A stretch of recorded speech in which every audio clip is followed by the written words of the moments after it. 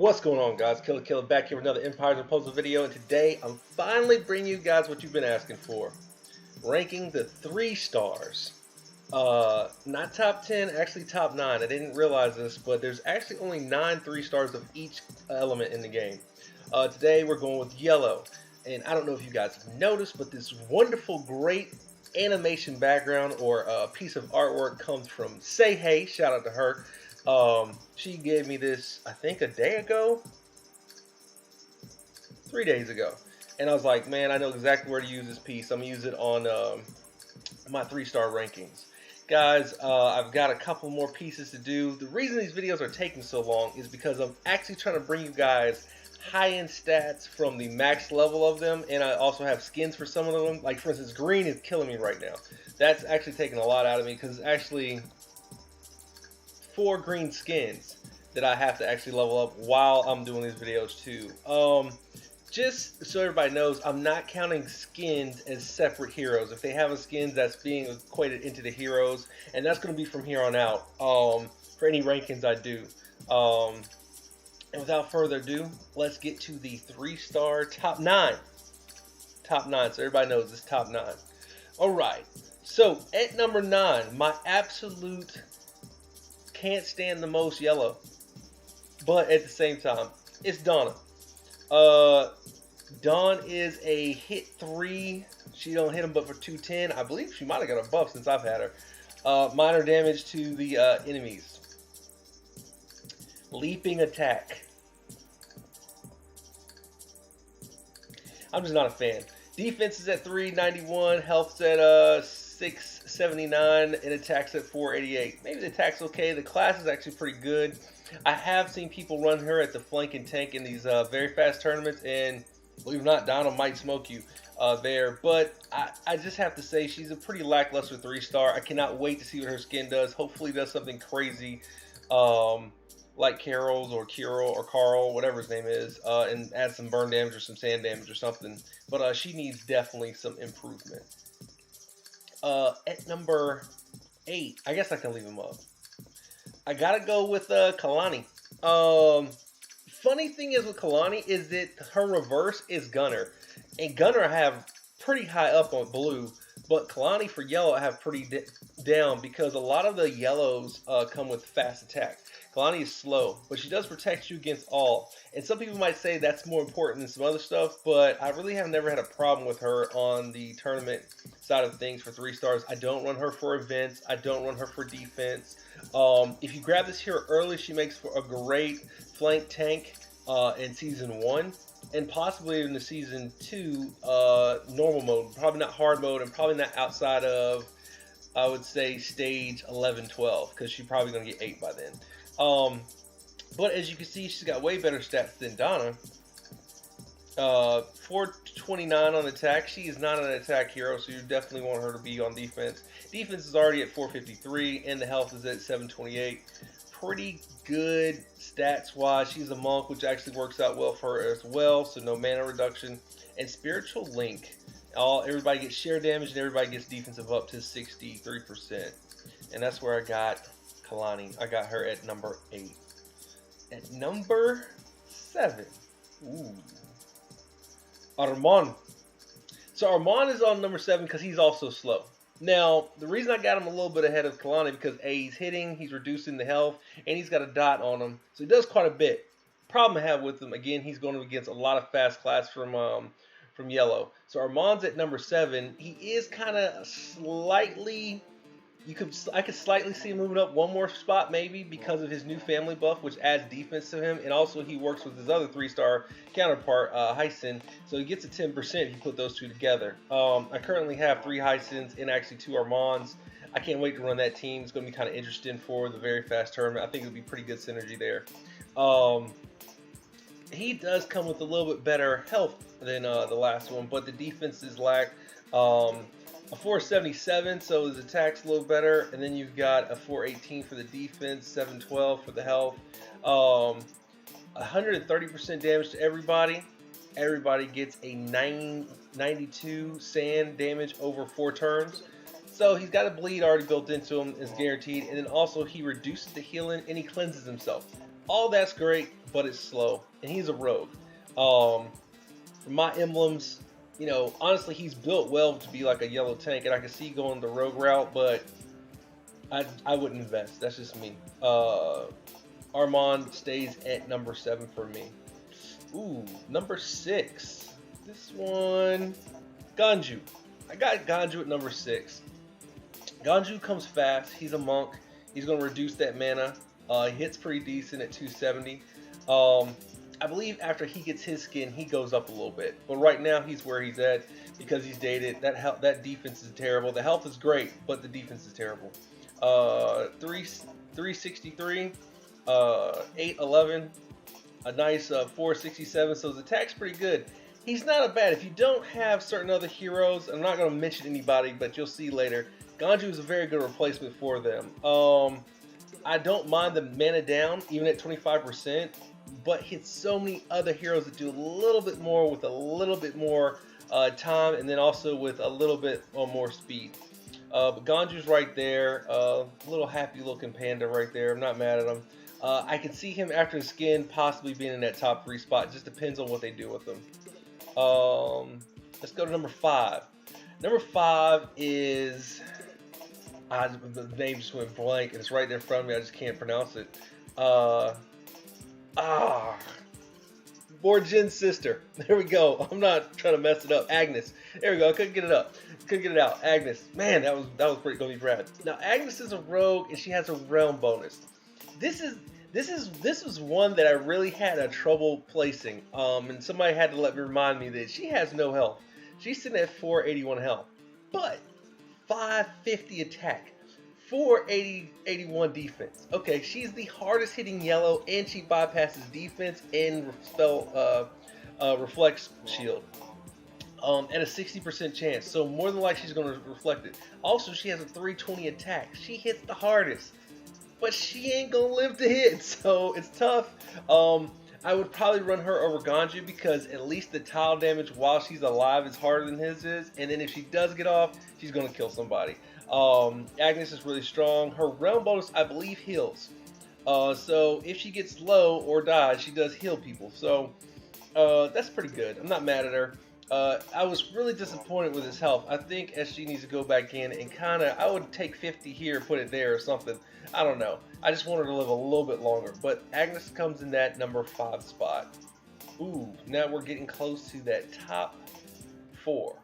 So, at number 4, I've got Pixie. I got Pixie over Agnes, and I got Pixie over the rest of them. Pixie is the only 3-star mind control in the game. Or special control, however you want to put it. She is going to control your hero. She's going to control the defensive team's special.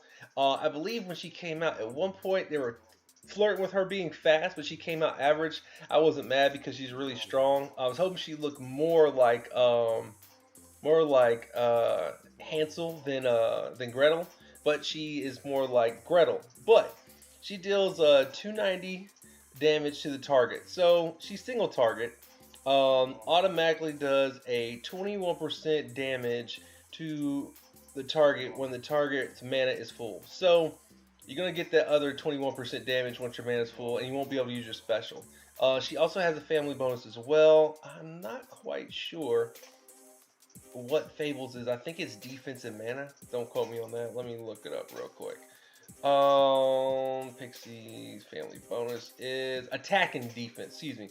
So she attacks in defense, so that's always good. Her counterpart would be...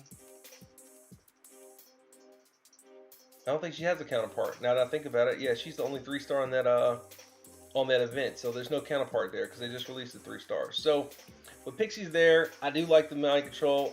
427 with the attack, 436 for the defense, 848 for the health. Yeah, so... decent flank, decent wing. Pixie's fun. Cleric, I'm not a big fan of her being a cleric. She could have been something else for me, but not mad at her right here at that 4th spot. And the only reason she's at 4 is because of the average speed. If she'd been fast, it'd been tough not to put her at number 1.